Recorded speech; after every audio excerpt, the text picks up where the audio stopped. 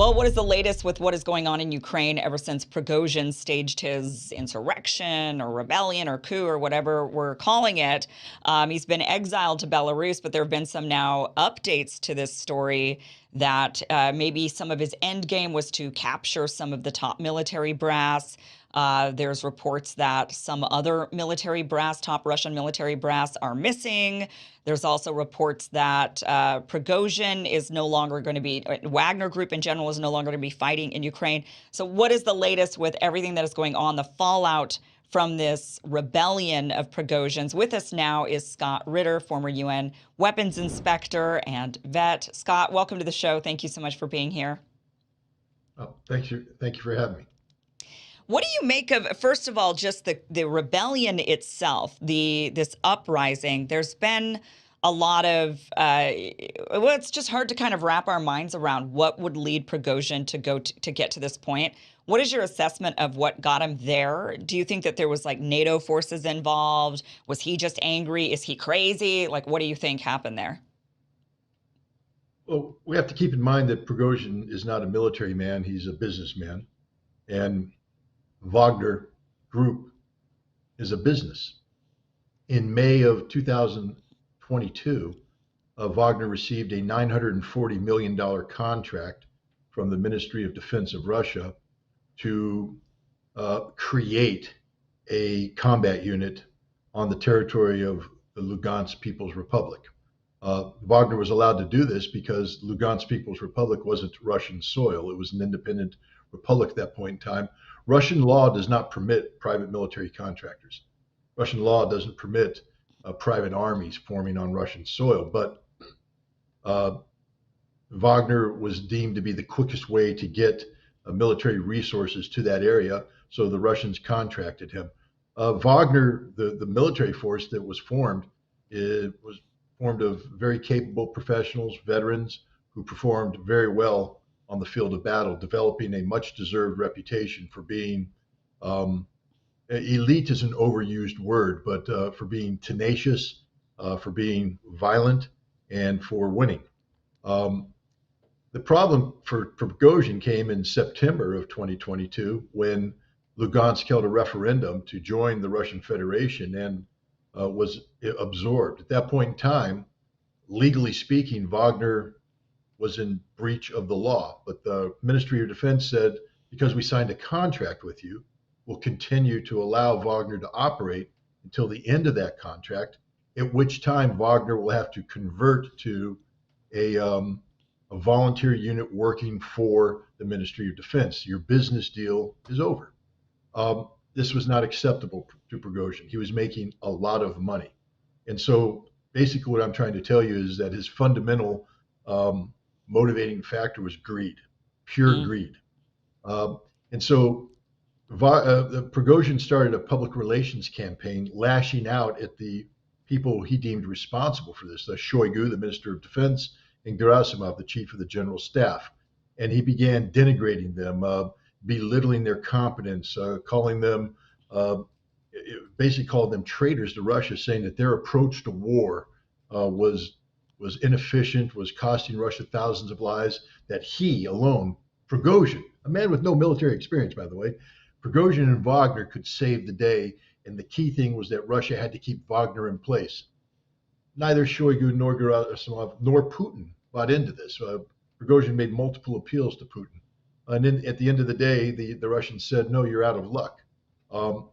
And this is what prompted Prigozhin to launch. He had done this PR campaign and at the point where Wagner was a mythical unit in Russian, the mindset of the Russian people. When you spoke about Wagner, they were like, Wagner, these are the winners. These are the real Russians. These are the real soldiers. These are the patriots. And I'm not denying any of that for the Wagner soldiers, but that's sort of denigrating the other Russian fighters.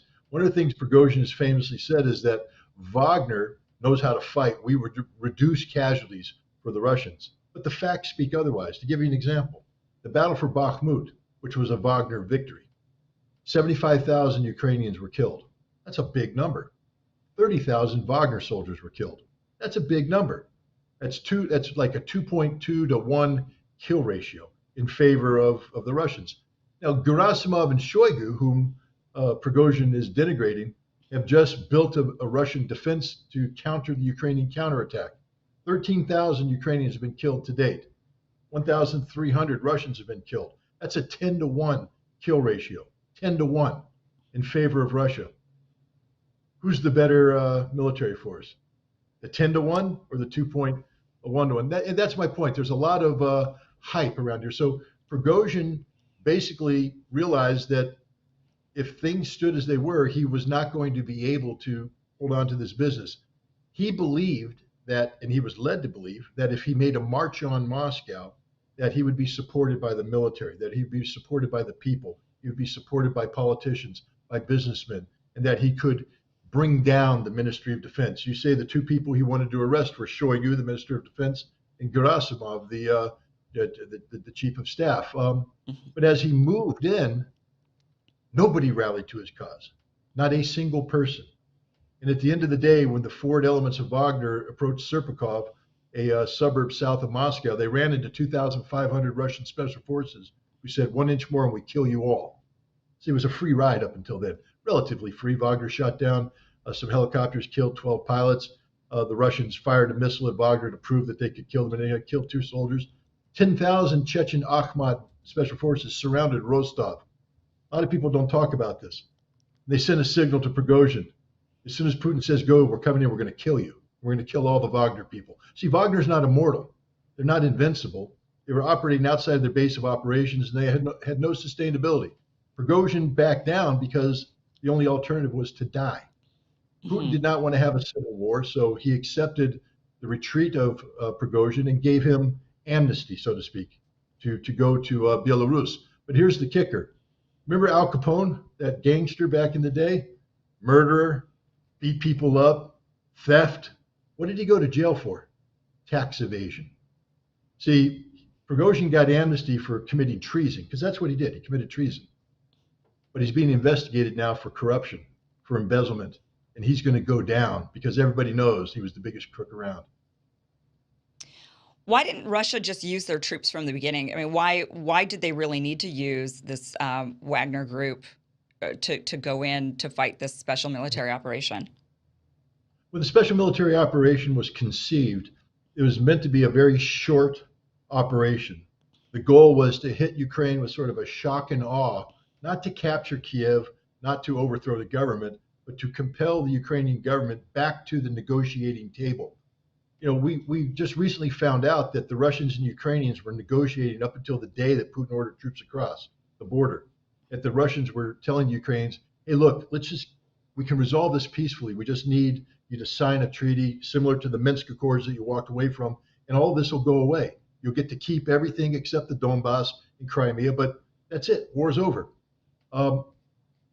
Ukraine said no, the war started, and Russia's objective was to get them back to the negotiating table, and they succeeded. 3 negotiations in Gomel in early March.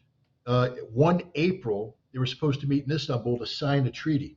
In fact, as in the lead up to that, in meetings in Turkey, the Ukrainians actually signed the draft treaty, said, yes, we agree to this, formalize it, we'll sign it.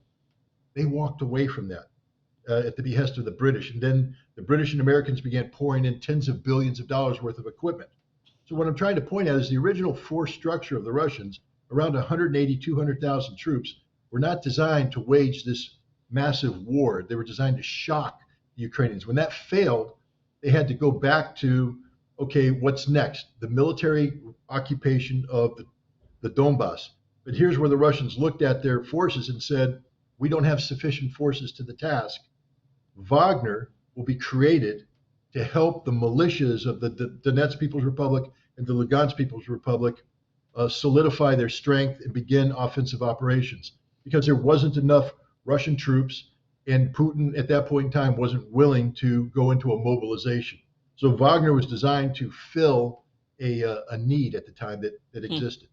It's kind of ironic when you're explaining all of this, because you're saying that really the Russians amassed at the Ukrainian border as a tactic, a negotiation tactic, trying to get Ukraine to the table. And when that ultimately failed, they went into the country. And it's kind of like, that's what Prigozhin just did. I mean, he basically said, okay, I'm negotiating. I don't want Wagner Group to dissipate.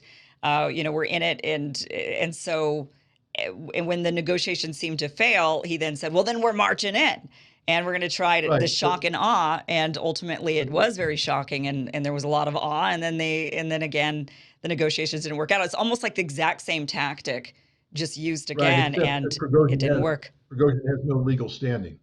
Prigozhin's a nobody.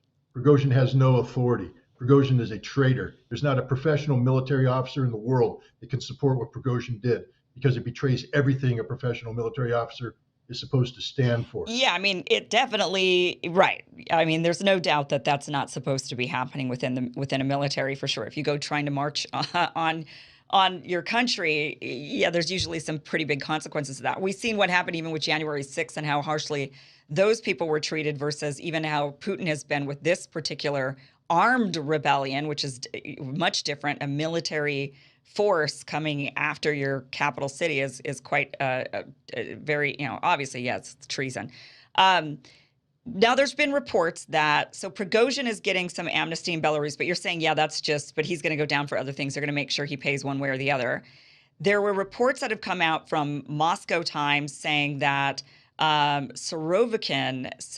Surovikin had been arrested, that he was part of this. So he's one of the top brass in the Russian military.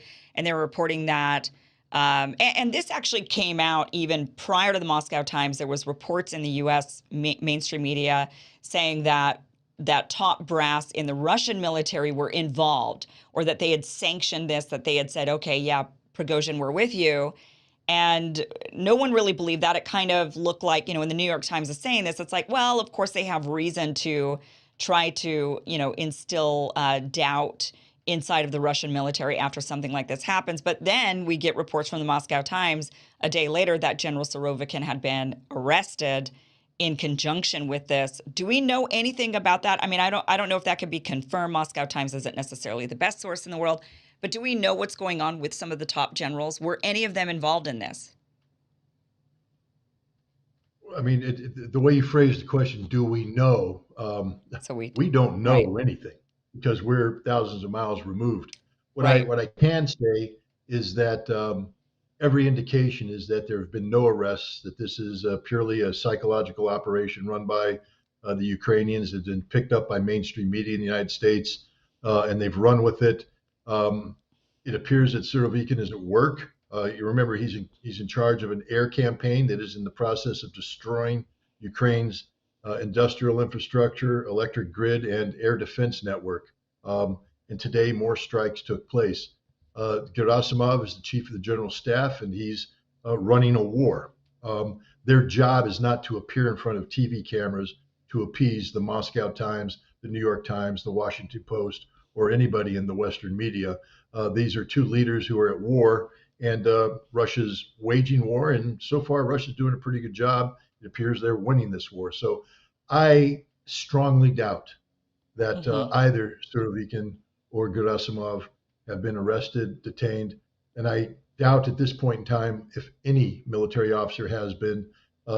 If for the simple fact that the moment to show their true colors would have been when Prigozhin made his move, and nobody rallied behind Prigozhin, not a single person. So it's now the reports are that Wagner Group is no longer going to be fighting in Ukraine, that they were supposed to be signing a contract with the Russian Ministry of Defense, that they did not. And so none of the Wagner fighters are going to be fighting in Ukraine. If that's true, because I know that many of the fighters were maybe offered to be absorbed into the military itself. So maybe some individuals chose to go, but I'm not sure the number. If that is true, what is the future of this war? I mean, as you mentioned, there was a really great PR campaign. It seemed like Wagner was the one really on the ground fighting this battle, and that they were the ones who were getting the wins for Russia. So if they're no longer involved, then what is the outlook and and really the prospects of this ending anytime soon? This war in Ukraine. Right. Just to correct a notion, Wagner won some very important battles, but they were assisted the entire time by the Russian army. Wagner can't do it alone. It's a private military contractor. They need the Russian Air Force. They need Russian artillery. They needed Russian paratroopers to protect their flanks. I mean, it's a team effort, and Prigozhin's not a team player. He's trying to take credit for what the team did. Plus, the frontage that Wagner fought on was a very small part of the overall battle. The rest of the war is being fought and won by the Russian army. So again, we need to put Wagner in perspective. The other thing we need to understand is that Wagner was 25,000 strong. Only 8,000 men went into Russia or went into the Rostov and moved on Moscow with Prigozhin. 17,000, including most of the senior commanders, remained behind and told Prigozhin to go to hell, that they're not going to commit treason. And this 17,000, I believe, have been absorbed into the Ministry of Defense, either as an individual capacity or in the case of some specialized units like a deep reconnaissance company, special assault companies. They would have retained their unit integrity, reformed as a volunteer unit, and be serving under the Ministry of Defense as a volunteer unit. So there's a large number of former Wagner soldiers fighting in Ukraine with the Russian army. 8,000 of them, however, will not be given this option, and they are going to either go home or go into exile in Belarus. Right now, there are 3 camps being built in Belarus, each one capable of housing up to 4,000 people. And the Belarus government and military have indicated that they will contract with Wagner to provide combat training to Belarusian forces to try and transfer some of the combat skills and knowledge that Wagner had. But notice what I'm saying, trainers. Wagner will not be fighting as part of the Belarusian military. Wagner will not be organized into combat units. But right now, NATO's in a panic. You have Poland panicking, Lithuania panicking, Kiev panicking. They say Wagner's in Belarus. Oh my goodness. We'll see what the future holds. But I have a hard time thinking that Lukashenko, who just a few years ago was worried about a coup in his own country,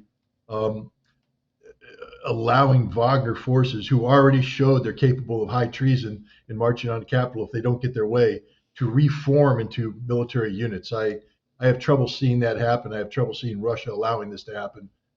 We'll see what the future for Wagner is. But like I said, I don't hold high hopes for Prigozhin's future.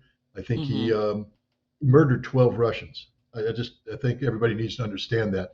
He murdered 12 Russian service members, shooting Yeah. down their airplane. And while he can't be charged with that, he can be charged with corruption, and they're investigating him. And here's the other thing. It appears he might have been colluding with Western intelligence. And if that's the case, that's high treason. That's a separate treason charge. And that's the one that they put a bullet in the back of his head for. So Prigozhin's days, we'll see. I can't guarantee any outcome, but if I were Prigozhin, I'd have trouble sleeping at night. Yeah, it's definitely going to be interesting watching this. And I know that the Russian people, at least from the people that I've spoken to in Russia, my friends and others, their attitude and opinion of Prigozhin has definitely shifted. I mean, they were at first thinking the guy was a hero and they loved him. And then after this, they're like, oh, no, forget him. He can go to hell. It really, overnight, his entire, people He just ruined no it. longer. Right. Yeah. Yeah. Yeah. In those few hours. Scott, thank you so much for joining us. Always insightful. Scott Ritter, former UN weapons inspector and author of, I'm going to try to say it, Disarmament in the Time of Perestroika. Did I say it right? You did. Very good. Finally did it. Arms Control and the End of the Soviet Union, which you could grab that book. That link is down below. Scott, thank you so much for joining us.